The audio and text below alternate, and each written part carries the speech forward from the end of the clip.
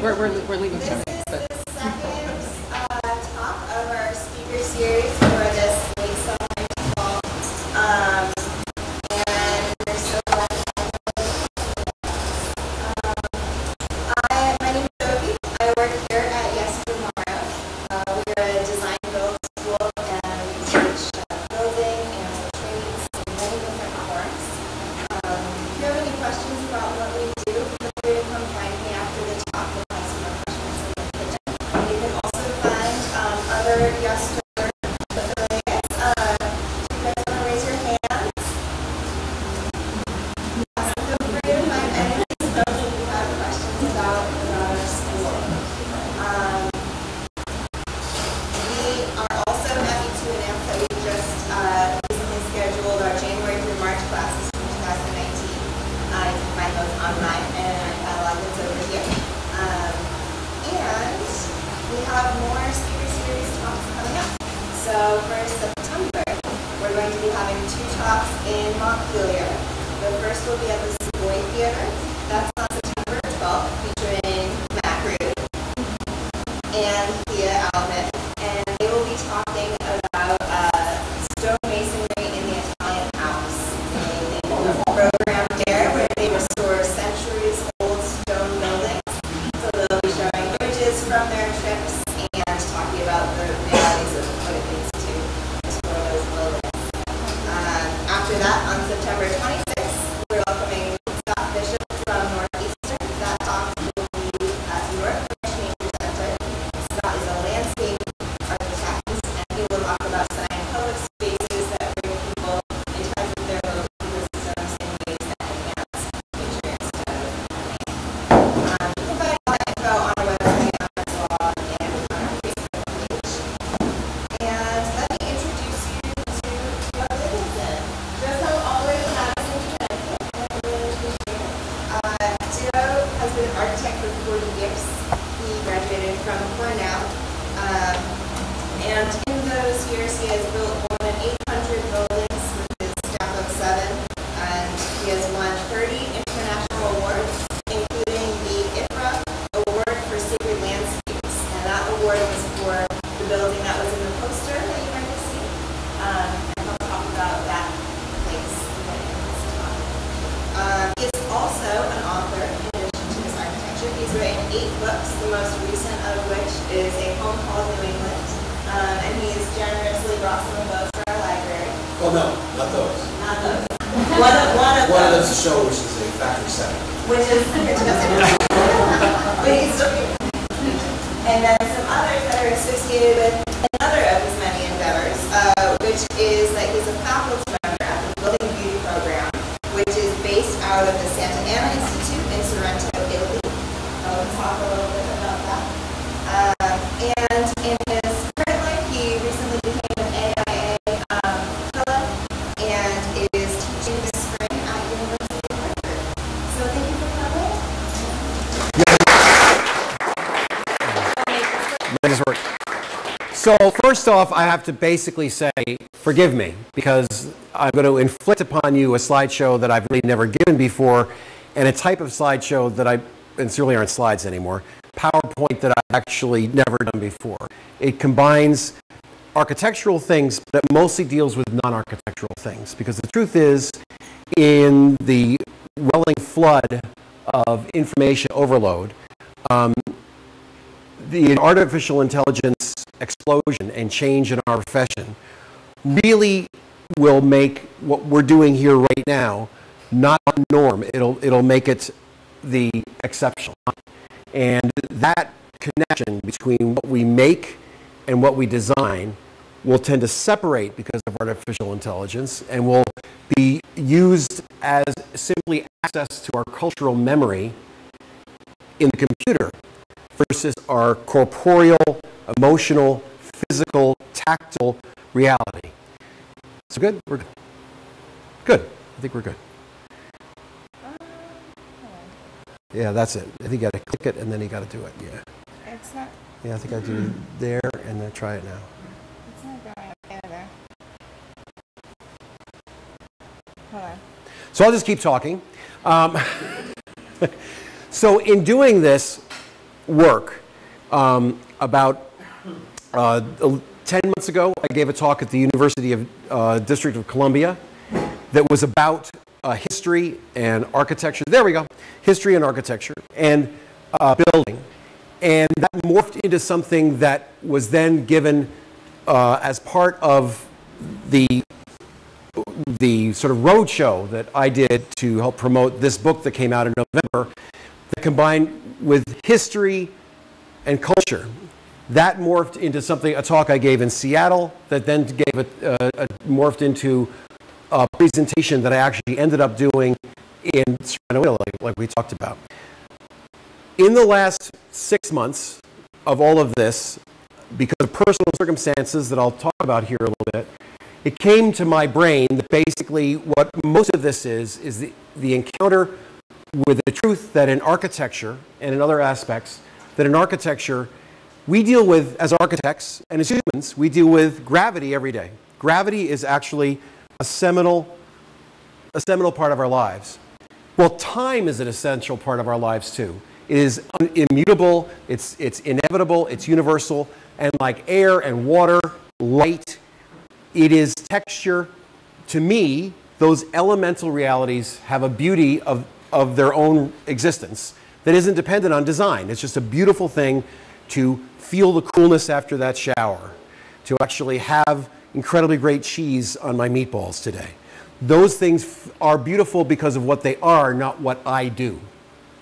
So I think of that, and I think about the fact that as architects and designers and people that want to change things, we don't really know what to do with one of the elemental realities of every single thing we're in, create, touch, which is time and history. We really don't know what to do with it. We actually know it's there, but mostly we think of time as something we want to avoid. And I wrote a piece 2 months ago for Common Edge website that basically dealt with the fact that Botox used an architect as a person who was totally in control of the details, and the details matter like those crow's feet in your... They didn't say that, but the idea was, you're a man, and by the way, you deserve Botox too. You're a man and you've got crow's feet too. And you're a man and you're an architect and you care about this. And therefore, architects and Botox mean if you take them, you'll be as cool as an architect using artisanal, non-electronic things which showed he was a model and not an architect. On the other side of that, on the other side of treating history as something that has to be imitated or vitiated or somehow explained away, is essentially the terror, I think, that I just talked about artificial intelligence. And I did this talk about 6 weeks ago that was on the Entree Architect website. I'm going to give a talk in 2 weeks on April 11th, a podcast, and it will deal with exactly this. The fact that history, the passage of time, is something that we are not really cognizant of like we are gravity because but if you look, this building was built at a time. You were built at a time. You're at the end of time. That grass grows this summer. Things are happening in different cycles and times, but they're always metered by time. And this sign was shown to me in Port Orford, Oregon, because we're going to do a little house in Port Orford, Oregon. And this is a house we're going to essentially renovate as a joke, but it's actually quite true. Port Orford is a place of extreme history where they actually had a Coast Guard station that saved boaters and lives of boaters. And that, to me, and to the owners, that sense of history with the Pacific Ocean, that has to somehow be inculcated into what we're going to do with this house. Then Liz will tell me if I'm wrong, but in November, January, or whenever it was, we caught the last day of the Metropolitan Museum show on the drawings of Michelangelo. And then, of course, Michelangelo, how great is that? It's like opera. It's like anything else. You have to say it's beautiful. But what they had there was something I'd never seen before. About 15 or 20, extremely expensive when they were created, extremely hard to execute parchments made from animal skin, right? Because a parchment is made from animal skin. And basically, they were so expensive and so intense, Michelangelo used both sides. And he used both sides over a long period of time. And because he was using ink and carbon and other things, they bled through each other. And it actually showed over a long period of time that he would write poems, that he would do figure drawing studies for sculptures. He'd actually draw architecture over and around at the same time, all the thoughts happening, frozen on these pieces of parchment that you see from both sides. It was literally a magic representation in crystallized 3D stasis of the active interaction we have every day with history, becoming, anticipating, done before. The fact that the element of time is present in every single thing we do, and to me as an architect, is exquisitely present in the buildings we do. And in this time, in this 21st century advent of artificial intelligence, what we really have is a confrontation, actually what I would call literally a crisis, of our perception of the world, because for the first time ever, the entire embodiment of many different things we do, whether it's medicine, whether it's law, whether it's construction, all that physical knowledge, that actual tangible experience and history and facts made by and from history are now going to be accessible, cross-referenceable, and in effect creatively aligned by software that we'll control, of course, sort of, but we're not the ones actually reconsidering things as we do them or make them. This will actually change the way we look at architecture. And in architecture, the past is something that when you ask an architect, oh, it's really about preservation. It's about whole building. Well, this is 1963 shot after it was closed down, which is before that, but in 1963, Penn Station, New York City was closed down. The community white building was only 50 or 60 years old, and it was simply deemed to be not great. So they built the bizarrely awful and terrible new Penn Station that Vincent Scully says you enter as if you're going into a triumphal arch and you scurry through as if you were a rat, because you go through the horrible underside of Madison Square Garden. Here, this light-filled, structurally wonderful thing. Well, a group called the International Classic Art Society has mounted with private money a large campaign to not renovate that building. They want to build a new Penn Station, and not just a new Penn Station, an exact replica of the old Penn Station. And what they've done is they kind of shoved in Amtrak trains, escalators, and they've done the exact same building, ironically doable because of artificial intelligence, the computer. The fact that you can 3D model anything, hands off, scan, download, make. You can do that. And because of that, there's a campaign everywhere, which is Rebuild Penn Station. You can go online, look at it. They get articles. It's about the idea of the future's scary, the future we don't understand, the future is not so good, but let's make Penn Station great again. Let's make Penn Station great again. And the reality of that is, to me, and this is another article I wrote for Common Edge, that represents an abrogation of the reality of human beings, that really who we are depends on unending reinvention and creation and reconsidering and thought. Not the reapplication of what has existed in a way that's better or more pristine, but the invention of what could be, with failures, with good things. And so I was invited and was engaged to actually deal with this in front of the group that did it. And so that's part of that campaign.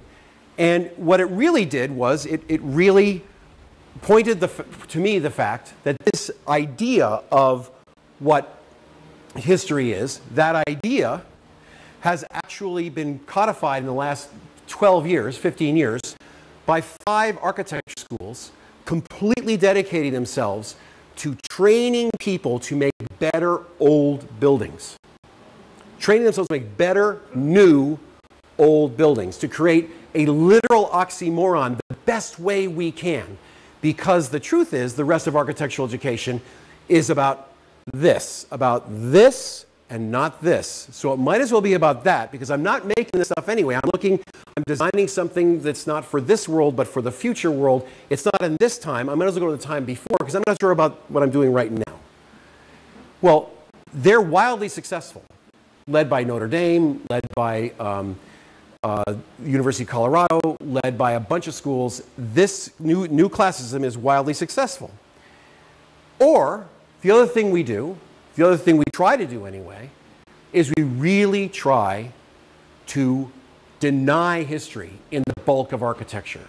If you read all the original writings of the modern masters, it was that we are in the present and the future. The past is dead. The past holds us back. We have to create a vision of what the future actually is. That's modernism. It is based not on now, but on ahead. And it's basically giving the finger to everything behind us. Everything behind us is something which is something to be mocked, pun intended. So the idea was that, in this 1970s edition, I forget who's by Christopher Jenks maybe, this house on the left, this stucco sort of craftsman-y house had this whatever it is added onto it. Not sure what it means. And the truth of the matter is, humans like to copy more than they like to invent because it is safer, easier, and more tolerant of their errors because they can proclaim their errors are merely the replication of other errors in the past, which to me is the gigantic out for artificial design. Oh, well, I didn't do that. The computer did that. Well, now, right now, in this particular world, the cantilever has become almost a meme, a cliche.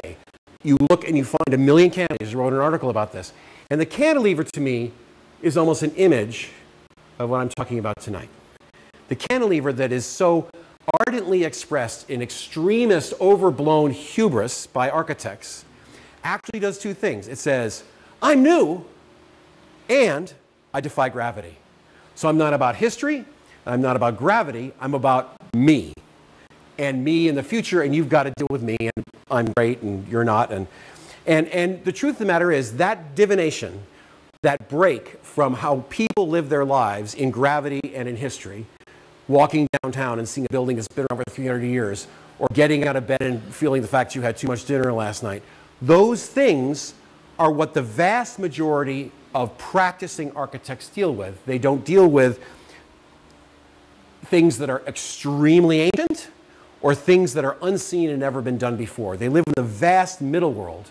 And what's happened, I think, and I wrote this piece and gave a talk, also in DC last year, was about the fact the mirror between our political climate, where there is a tiny area of people that are in the know, and the vast area of people that are not in the know, actually is directly replicable to architecture, where the highfalutin schools are dealing with the mind and abstract creativity, and the architects of the field are dealing with gravity, codes, context, clients. They're dealing with things that are tangible and real in the here and now.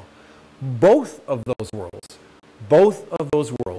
to me, deny the essential truth of what has happened, the passage of time, and history. Because history is not a style. History is not a style. It is like gravity. It is everywhere. It is the single most constant reality of architecture other than gravity. Weather changes, use changes, codes change, values and costs change, technology changes exquisitely, ever more. But architects say, well, the past is the past. That is archaic, and it is basically holding us back. The future is bright, and I want to create the future before it even is here.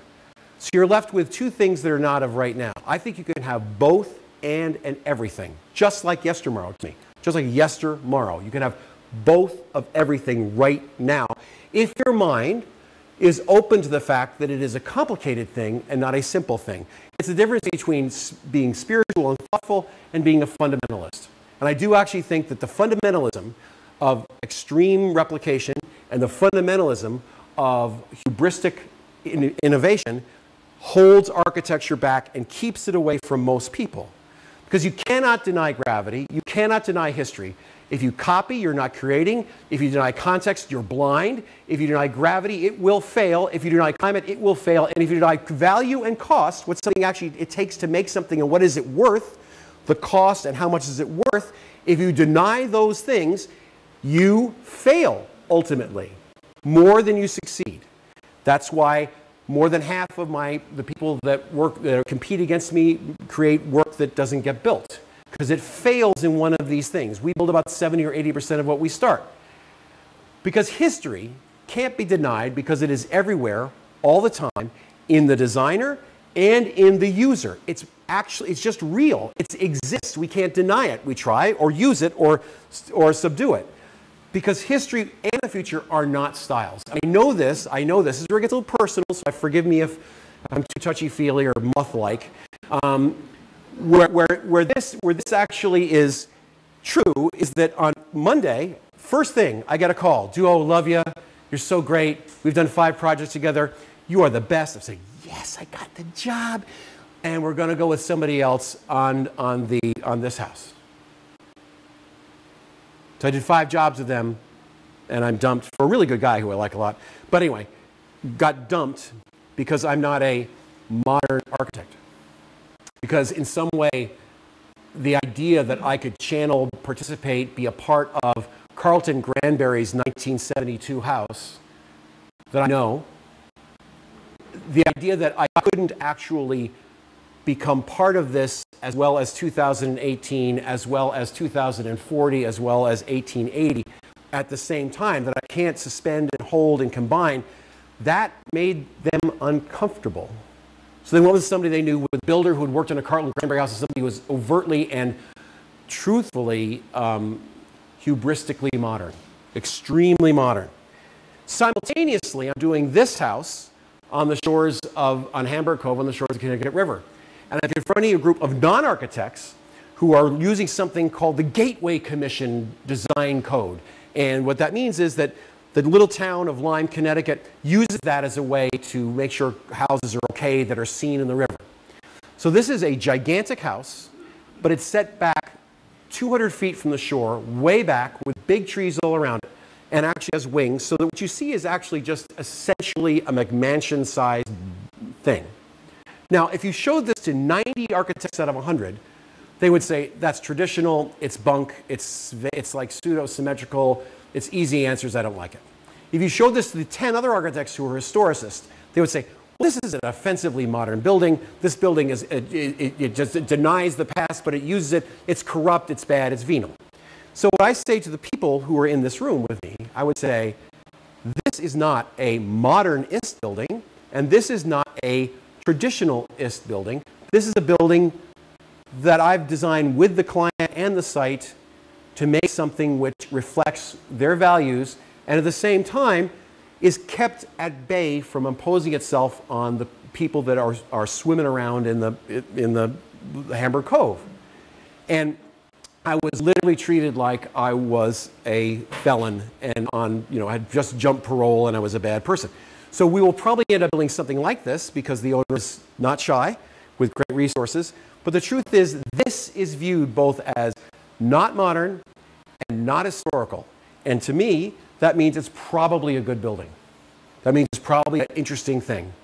Which led me to say, during this, when they told me, quite frankly, this is just not historical, I began to say, well, what is historical? What is history? What does history mean? And in this last year, I was forced to confront what is history for several reasons. I mean, every architect thinks about history. They think about what happened at school. And so in thinking about this talk, I said, oh, yeah, the drawings I did for my thesis. So these are drawings I did for my thesis at Cornell in 1978. And they had Colin Rowe as one critic, and the architects know Colin Rowe's one thing. And they had Alex Kira, and maybe one person in America knows who Alex Kira is, but he wrote a book called The Bathroom, and he was concerned about the angle of urination. And Colin Rowe was concerned essentially about the nature of classical architecture's ultimately universal appeal that's represented in Corbusian architecture. So this thing, which was designed to be in a place that I knew because I lived there for 4 years, that I burned down to do this project but kept the tower, it actually was something that was the best thesis of the year. Marked down to a mediocre grade because I didn't get all the drawings done. But they did actually write in the A. But it was one of these things where I looked at it and said, well, that's me. That's what I remember. A person who did a lot, cared a lot, and screwed up a lot. I think, well, that's pretty human. But then I also said, well, what about career? I mean, architects think about, well, what's history? What am I about? It's my career. It's what I've done, the Pantheon. So last year, this November, was my 30th year as an independent architect with my own firm with 6 or 7 people working. 30 years. That's a thing, right? 30. It's a round number. It's a thing. And so I saw that thing that I did 30 years ago. And then I said, well, you know, there was that article in the New York Times. We got 700 phone calls in a decade. We got 40 jobs out of it, which, by the way, I failed, you know, 650 times to get the job I was interviewed for. But having said that, that actually was a huge break and changed my career. I said, well, that's just a moment in time. That doesn't mean too much. Or is it the projects? Is it actually all these 800 things that I've done over the years? Is this actually my history? Is this what I've done? Is what I've done what I am? Well, I drove past this house a few weeks ago. I hadn't seen it in 25 years. And it looked pretty good. I said, well, history's okay. This is kind of alive. This is present, but it's 25 years old. Well, then Liz and I have mutual friends with Kim, the Resnicks, and one of the first houses I did was this little house in East Hampton. And then we added on a wing, and then we added on a pool, and the whole thing was tracking in this really cool way. Now I'm going to keep the deer away, and that means I'm probably going to do something like this and maybe make a screen porch. So this is almost a 30-year flow of this one house through my office. So that's a history. That's a history. That's one little part of history. But that lives in me when I go look at this house. It's part, that history can't be denied by me.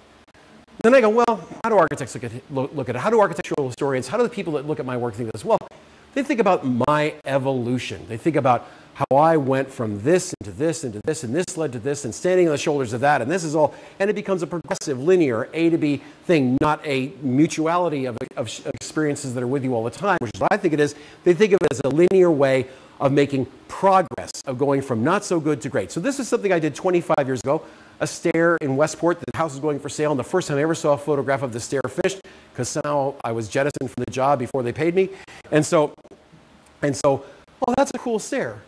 Well, I did another stair about 15 years ago, 10 years ago, and that's very, very different and kind of edgy and crafty and modern. It brings light down from the top, and it's got curves, but it's also got curved risers, and it's also got metal parts. So let me just, you might almost see this because it's kind of hard to see, but take a look in here. Those are curved. This is curved. And it actually, that sweeping curve and the fact that the light's coming down from a cupola up above, make it into a kinetic, pretty interesting thing. I said, well, the stair I did last year was kind of like this. And we did this whole run of stair for under $30,000 for 3 floors. And it's because we used stock parts and we used stock stringers. And we made this really, it had all the codes. We did all this cool thing. And it's, you know, the guy would say, that's kind of a modern stair. It's kind of a modern, crafty stair. But this spring, I did this stair. So really, how much have I progressed? How much have I progressed? I haven't progressed. I'm the same person. I'm literally, and I do, and it was, by the way, vilified on the internet. I put it up and said, like, there's that railing is just wrong. It's simply wrong. It violates rules. It doesn't represent any knowledge of what true craftsmanship is. And so we sort of go, well, whatever. And you see that it's kinetic, it's code compliant, it's traditional, it's not, it's something, and the owners love it. And by the way, they could afford it, so that it actually did get built. Well, is it okay? If it isn't me, if it isn't my education, it isn't comparing what I've done with what I've done with something older, whatever, maybe it's basically just the profession. Maybe it's the sense of the progression in the profession, the history of the profession, where is it going, where is it coming to? And I basically had to submit a 40-page competition document to become a fellow in the AA. When you do that, and I've only been in the AA for 12 years because I refused to join until they sold 10,000 copies of my book if I was a member, so I was a whore and I did. What they actually force you to do is to reconsider every aspect of your professional life. And I wanted to win because I like to win. So we did, this actually was a presentation I gave at a conference about it. And all the books, all the projects, and I had to get, and this is a project that's 28 years old, and those are the clients that signed it last year. Think about that for a minute. That's pretty cool, right? So they had to sign that document. That was built with helicopters. The frame was up in 3 days. Took about 6 months to get it to framing, and then took a year to finish it. So it's actually a pretty cool, interesting project. It was on the cover of a bunch of magazines. It was kind of neat. But and you have the builders saying there. Ralph? Oh my God, Ralph! didn't recognize me, huh?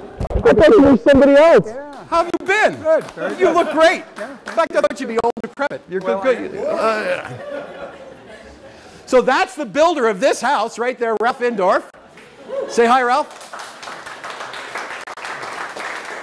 It's great to see you, man. We did some incredibly great things together. None really as great as this. I think this is sort of was represented the penultimate. You have to all quit after this. Yeah, pretty. Or one guy almost died because he fell and landed on a stone wall cap, but that's all right. Oops, let me get. Oops, I went the wrong way. But also, I talked about all this stuff. About 30% of what we do is free or at cost for not-for-profits. So you do all of the Habitat for Humanity work in New Haven, which now represents over 100 houses. So I just sort of described that. So I thought about all of this and all the different parts of what I do, and I go, well, really, what is history? It's really not this stuff. This stuff's behind me. This isn't stuff that's in me. Then I realized really what history is, and what all architecture is, what all life is, what all anything is who you are. Who you are, what your life is. Because the passage of time in you, in your clients, in the site, the passage of time is what makes architecture, not the genius loci, not the genius loci. It is actually the passage of time. So this year I did this book. And this book is not an architecture book. This is a book with a co-author, Steve Culpepper. This has 400 illustrations. It is in 310 pages. It involves 400 years of New England history. It involves people, it involves places, and it forced me to deal with what are the consistencies in the human condition that have been dramatically stilted, frozen, shaped, and extended in this weird place called New England. What is that? What does history actually mean? So I would give these talks, some with Steve, but mostly on my own, about this book and about what's going on. And it actually clarified my brain that what I am doing is, of course, part of my client's life, my life, but it's really about the life of the culture of lots of us doing the exact same thing and changing each other's presence by what we do. This is not simplistic. I'm also, like Ralph, deeply involved in the church or faith or whatever. So I'm the properties chair of a 200-year-old building in downtown New Haven called Trinity Church in the Green. And that devotion to devotion, which is really what Episcopalianism is, being an Episcopal, that devotion to something that's old line church, which is not very relevant and is dying and has got real issues, that devotion infuses me with many things. I write about it. That's our barn in our house in Connecticut. It actually changes the way you perceive everything because you're thinking there's something far, far, far, far, far larger than you. And something which is really not dependent on history. It's consistent through everything from beginning to end. It gives you a different perspective. Well, in that, I meet somebody. A young couple wants to build a house in Maine. She says, I want to build a house in Maine and I have no money. So I said, well, I'll do what I can, but you got to pay me something. She pays me something. We do this. Well, she's a quilter, and they're breaking ground like next week. They got the loan. Everything's great. And she was so overjoyed and so amazing, she made a quilt to the house. Then she basically said, you know, I like Duo. So what she did was she made an architecture quilt. So in the architecture quilt is actually a house I did in Indianapolis 25 years ago. Other architectural things, the glass house and her house. And I don't know what the hell that is. So basically, the humanity invested in seeing the transition from 25 years ago to a year or two from now led me to think about what does it mean? Well, 25 years ago was my birthday last week.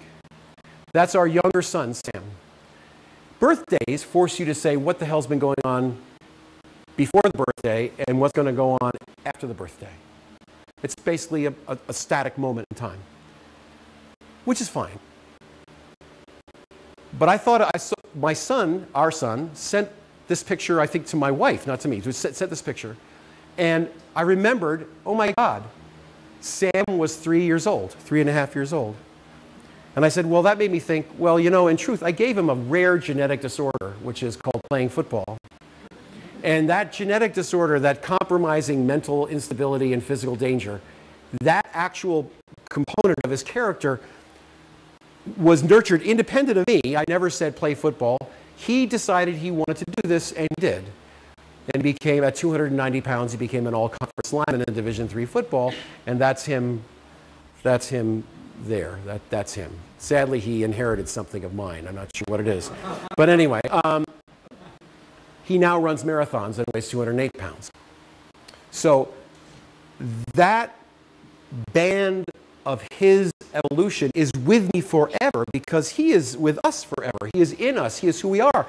And because of his devotion to football and playing it so well and trying so hard, the person who created football in Madison, Connecticut, a guy named Larry Ciotti, said, hey, could you help us do these new field houses, these new stadium in Madison? I said, sure. And of course, not for profit. Of course, I do it for nothing. Well, that was in 2007. 2008 happened. $1 million donation evaporated. And 12 years later, we're almost finished. 12 years later, and over 100,000 real dollars, not lost income, not my time, $110,000 of real time spent to staff, basically created this place with 1,000 other donors that we raised $3.5 million. We did a new field, we did a new everything. And they wanted to name a building after me, and I said, not happening. That would have had my name on it, but the guy who, since I said no, went to a guy and he gave us enough money we could finish it and put his name on it. But that's this weird little do-si-do of history that then ends up having a little coda because instead they said, well, you know, if Duo won't take any money, we'll put him in the Hall of Fame. Now, I played football in high school in Buffalo, New York, not in Madison, Connecticut, and I wasn't that good. So the truth of the matter is, that is this interesting reality that the things you do come back to make things happen. And what made this place happen were all these donors. So if you take a look in the back, that represents $600,000 worth of donations on those towers, and the circle represents a $125,000 gift. And then through that entire walkway in there are $500 donations for these stones, 600 of them. And in there is frozen in time Sam and Will, our other son, and us, but also, unbeknownst to me until I saw it a couple months ago, friends. That means more to me than the design, because this is not about the design. I realize I'm staying there alone, 12 years of effort, $110,000 out of my pocket, all of that with something that looks pretty cool, it's kind of nice. All those kids that play, that's all great. They have stands for 2,000, they have 5,000 people at games, they have a 250-person band. It is phenomenal. That's all great, that's all good, but that's not what it's about. What it's about is the town. It is the town. It is the Carrera and Hastings Library over here, done in 1914. It is the one block of Main Street with a brand new island of plants. It is about the town. It's about the humanity. It's about the culture. And that culture created the need for that stadium, that created the need for somebody to design it, that created the need for somebody who maybe knew football, that maybe knew what that all meant, and somehow made things better because it wasn't about making the best plaza and field houses done in America today. No, that wasn't it. Well, parallel to this, at the same time, an artist dies. He leaves a huge collection. His name is, you probably know, Maurice Sendak. So Maurice Sendak does that great book, A Hole Is to Dig. The first book I ever wanted as a child when I was 5 years old. The first book I ever wanted. Well, because an artist knew me, I got called in, and of course, we just finished last year, we did their archives up in Ridgefield, Connecticut. Probably the most famous thing I've ever done, which is to make Maurice Sendak's archives, which people are yawning, but that was a thing, right? So, at the same time this is finished, I do an art show. And I didn't do any of the art. I took the photographs of two interns of two buildings that had been designed over 100 years ago, that had been abandoned for 60 years. And when we opened them up, they were designed actually as apartment houses 140 years ago, occupied for the better part of 80 years, and then not occupied since before World War II. We open them up, and we find this. And the photographs taken just to document the rooms by two kids, one who went on to Harvard Graduate School of Design, and the other I forget. Those kids' photographs were so great that I said, this is beautiful. This is about time, about fresh absence, about living death.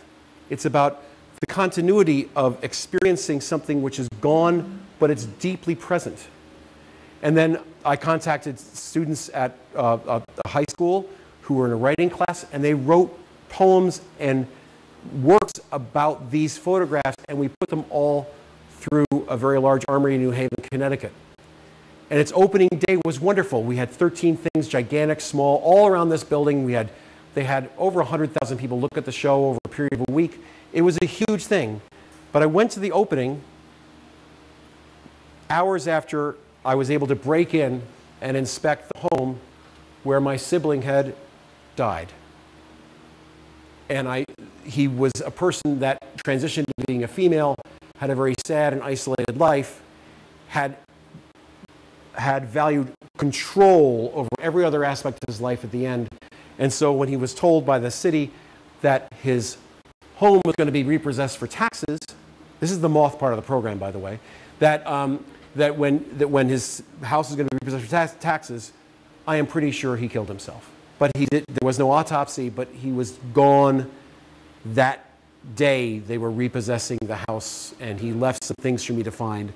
And that meant something to me, and I had not processed it, but then knowingly and expectedly and without any sadness in terms of life being cut short, this wonderful man, his name is Will Clarkson, who was essentially my surrogate father, who we named our firstborn son after, Will Dickinson.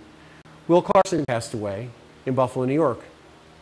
And his passing was, of course, a pivot. But when we went to replant the garden for the 48th or 7th time up in the Adirondacks where he built a house, we stayed at the house he did. When I was 15, I stayed at that house, and I saw this log house built by Arthur Carrara, who was at Taliesin.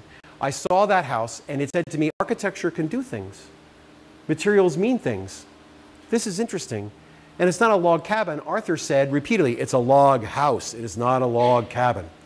Making these large log walls. And actually, that vitality of him, this man who did everything and was anything but in control, was in fact just exophoric in every passion and every devotion he had, and loved every person he met and worked to understand them and be with them.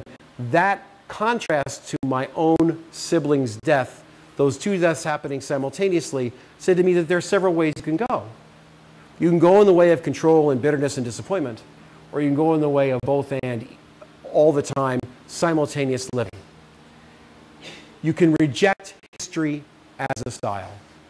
You can accept history as part of what your past, present, and future will be. So for me, and this is where it gets in the architectural part, we do a ton of work in historic suburban homes.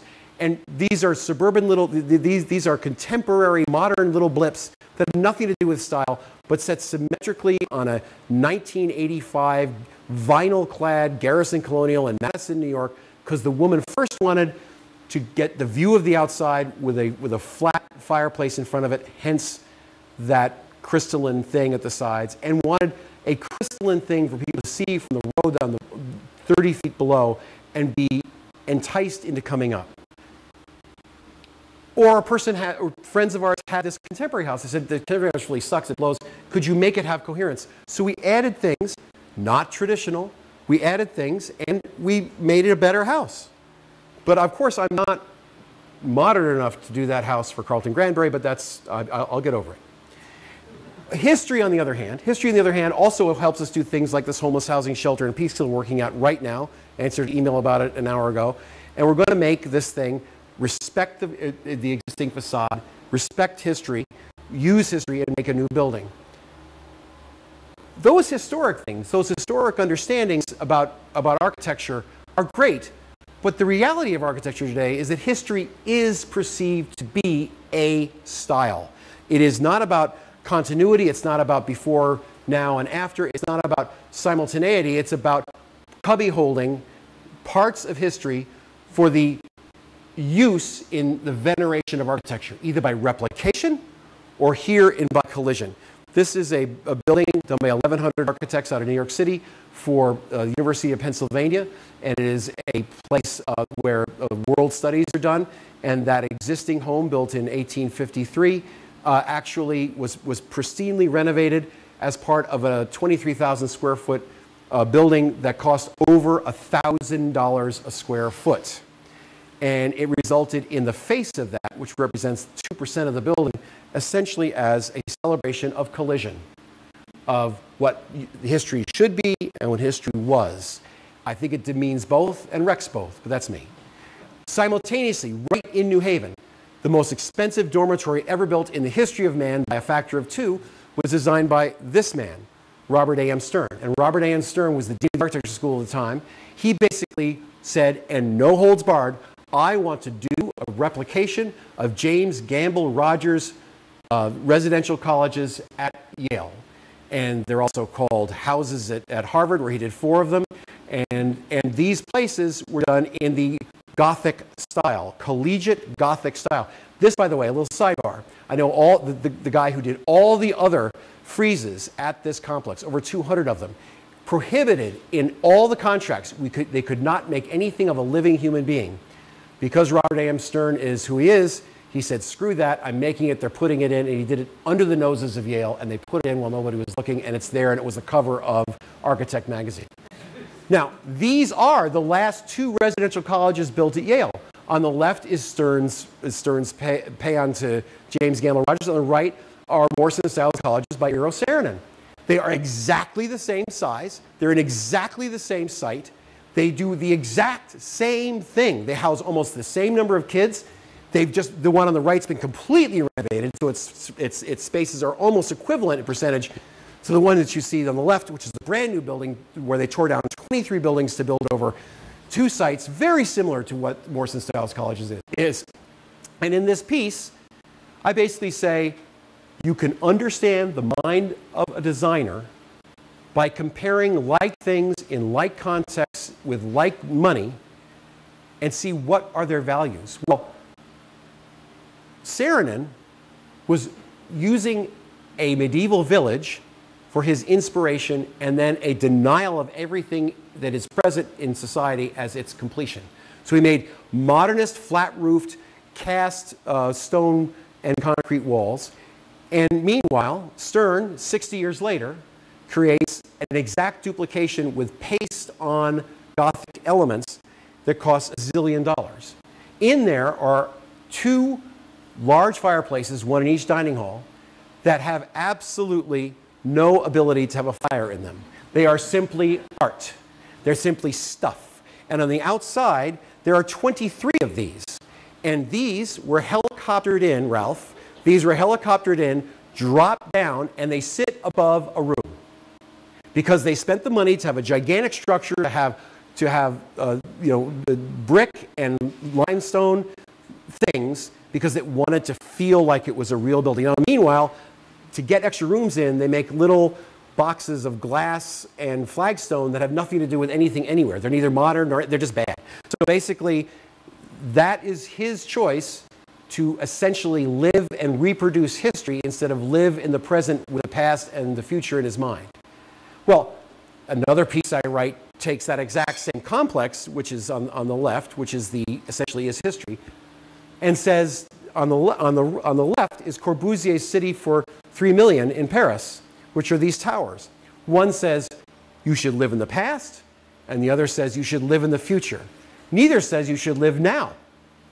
He says, I am controlling you, you're in the past, I am controlling you, only the future is good enough, and what you end up having is a mess. You end up having something which produces a product which is neither past nor present. It becomes a conflict. It becomes living as a spectator to something you are not participating in, because you are not in the past and you're not in the future yet. You're just in something which is evocative of who the architect designer is, not you. So this got 1 zillion hits on Archigram this spring or fall, whatever it was, this fall. And for me, this is the end, it's getting close, breathe.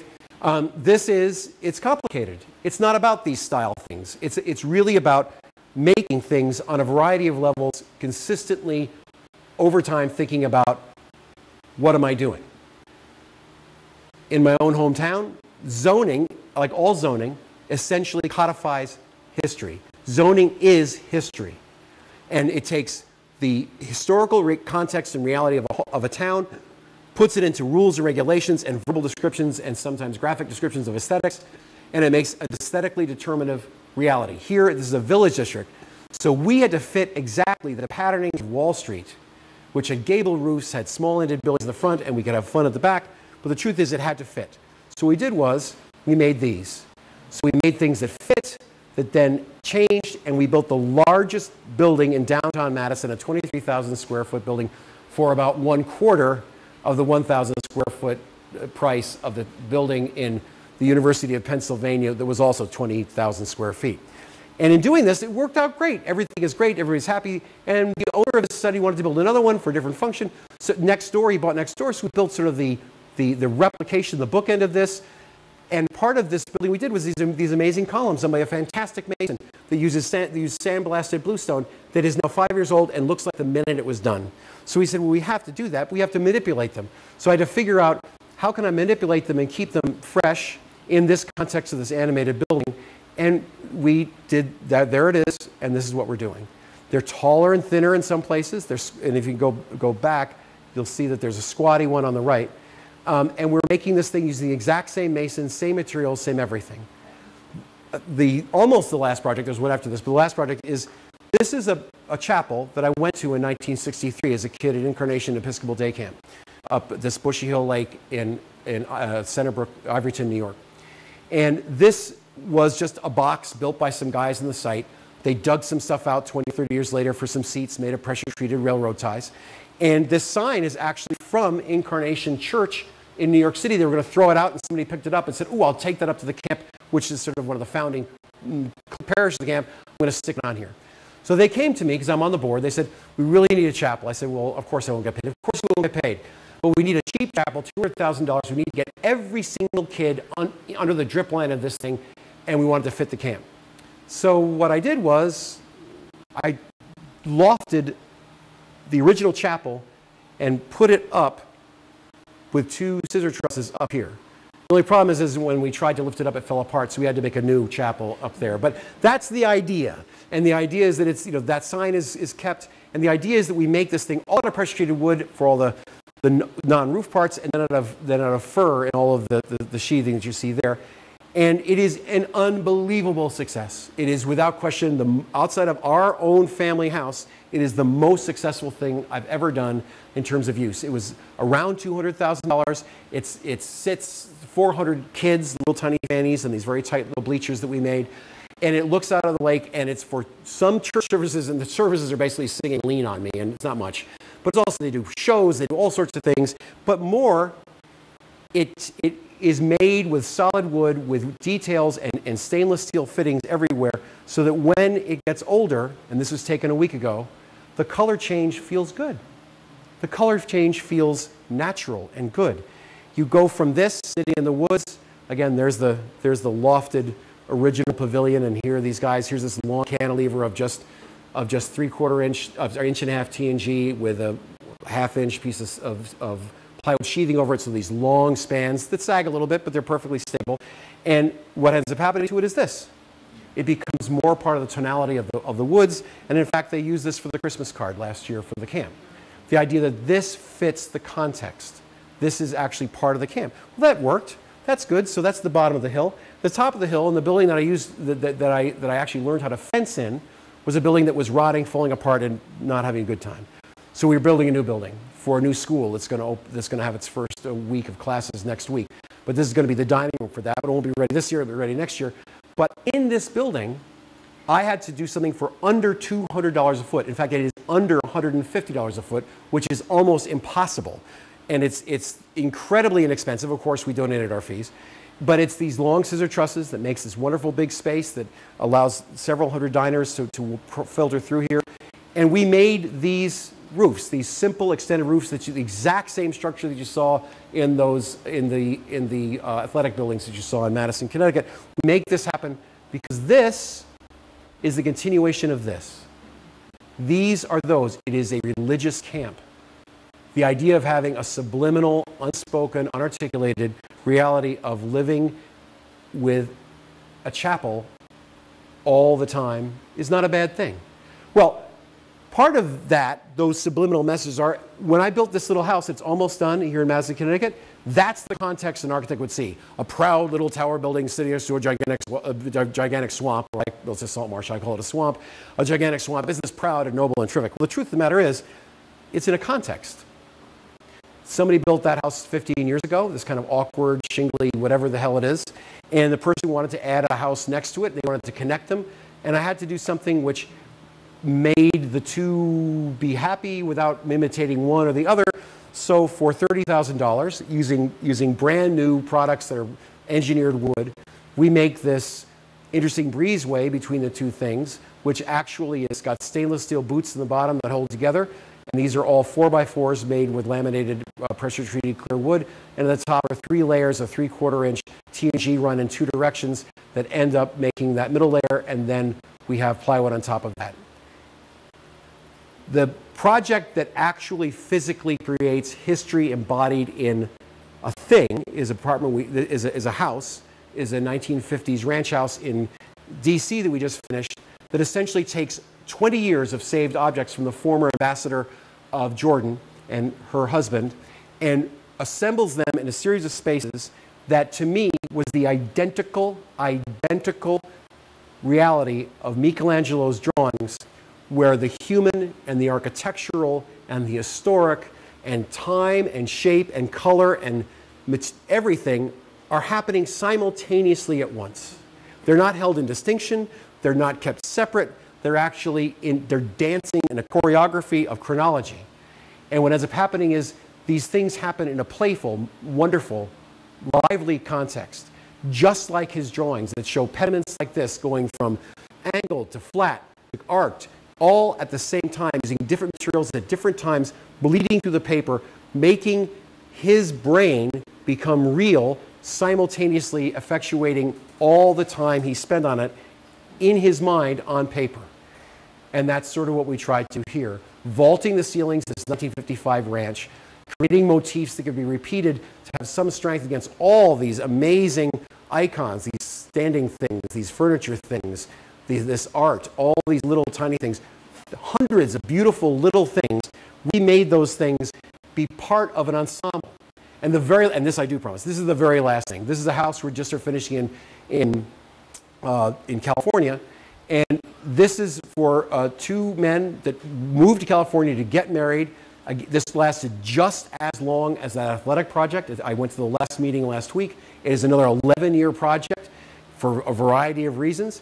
But they saw an article I wrote about an artist, they liked him, I connected the 2 of them, and he made 5 or 6 paintings for them.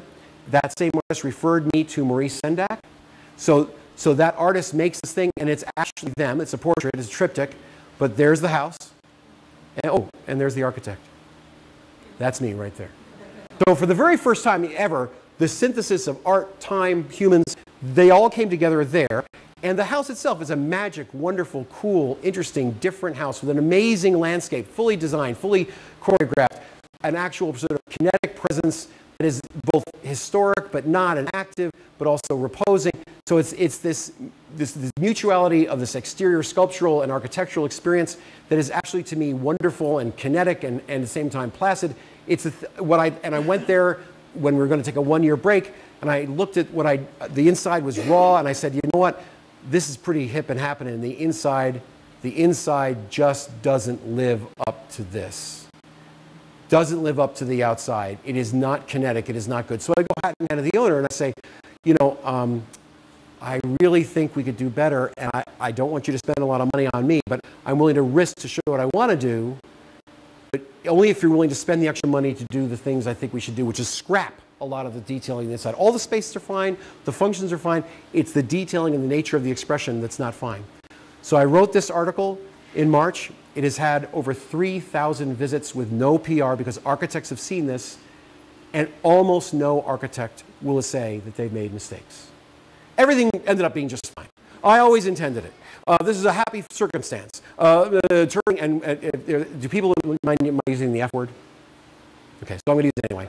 So Peter Sellers, one of the people that founded this place, gave one of the great descriptions of what an architect is. A good architect, he says, a good architect is one who can turn a fuck up into a feature. And the truth of the matter is There were many screw-ups on the inside of this, many miscalculations, because I had taken the owner through a bunch of houses and he loved this interior, sort of an awkwardly sort of semi-historicist interior using stock columns and nice arcs. And we'd done this thing. He had loved it. He had loved it. We'd done the interior, lots of drawings, lots of models. Everything was great. And basically, ooh, that's wrong. Oh well. But anyway, you can take a look at it. But it's this. And you'll see that it started out with that other one, and you can see how these are tall and very interesting caps. And you can see how the shapes happen versus iconic referential symbols. Lights captured and bounced as opposed to objects being made and sort of venerated. That the kitchen becomes something which is alive and yet crafty. That axes end up having special light conditions and vaults. Things are active, not really modern, but they're not really static and not really historic either. Gosh, this is different. Anyway, so and this column at the fireplace is one of them. There's another one. Oh, but this is interesting. These slides have a life of their own. And so this dining room we did is pretty great. And then we also, the last thing we did was something called the 1001 Nights Room. And it's straight out of the history of the owners. They said, we really screwed up. We should have done this a long time ago. But you have a year to go. Could you make a room that you think fulfills the essential truth of what Arabia is? Because one of the partners in the pair was from Saudi Arabia. Could you actually take these images to show you what Arabia means to us? And could you make new stuff? And this is what we did, which is both traditional, but it's also not. It's sort of playful, but it's also centered and calm. And it's part of this house. It's part of this place where we use light, from this to go down on top of the kitchen down here, where this triptych sits in repose. Where, truth be told, it's too mod for trad and too trad for mod. It's why I probably am not very popular for a lot of people. And that's why this program, I'm going to basically ask you to take a look at these tonight. These are 3 books. I have 3 copies of for the library. Don't steal them. You can download them and print them yourselves. These 3 books are from this program that I wrote about, that I teach at in Sorrento, Italy, called Building Beauty, off of the writings of Christopher Alexander, who's very dense, very hard to understand, not user-friendly, but with a real insight into what we think is beautiful. And I can tell you right now, the one word in the lexicon of architects that is tainted and is disrespected and is essentially viewed with great suspicion is simply the word beauty. Beauty. Not importance, beauty. The beauty of taking a fresh gulp of spring water, the beauty of a laughing child, the beauty of a beautiful roof, of a sunset. Beauty that comes not from your head, but from your heart. That is what he and a group of professors spent 5 years making a curriculum to encapsulate and create here. This is a program that started last year, and I was there, and they're taking over the entire courtyard of the Santa Ana Institute and remaking. You'll see it in these pictures. And we did something called a home competition. These are the winners, I would say, the people that entered, and then the 2 real winners in the upper right are the 2 winners. It was a remarkable 3-campus over 14 hours, amazing display of creativity with no compensation for anyone, done in real time, and now it's being integrated into the University of Hartford curriculum. And we're going to do it again at Building Beauty with the University of Hartford and the University of San Francisco. So what I'm going to leave you with is really quite simple. If any of you think you might want to do this, they need a couple students. They've got students from India, Vietnam, Los Angeles, Ireland, several other places. They need a few more students. You know, anybody that thinks that they might want to do something like this, capture this kind of thing, I want you to please just go to the site, buildingbeauty.org, I think, and do it. And the very, very last thing I'm going to do is show you this picture of my friend who died in May, and his wife, and my best friend from high school who introduced me to my wife, around Falling Water, where he couldn't see the big picture, but saw the picture that we don't think of, which is how it sits in the landscape and where it is.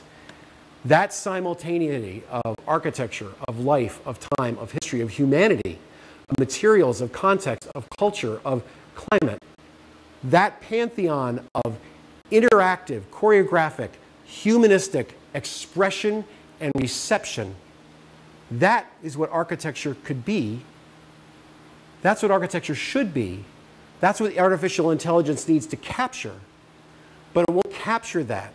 It'll tell us what it is, unless we understand in places like this and in Sorrento, Italy, that we can do that. Thank you.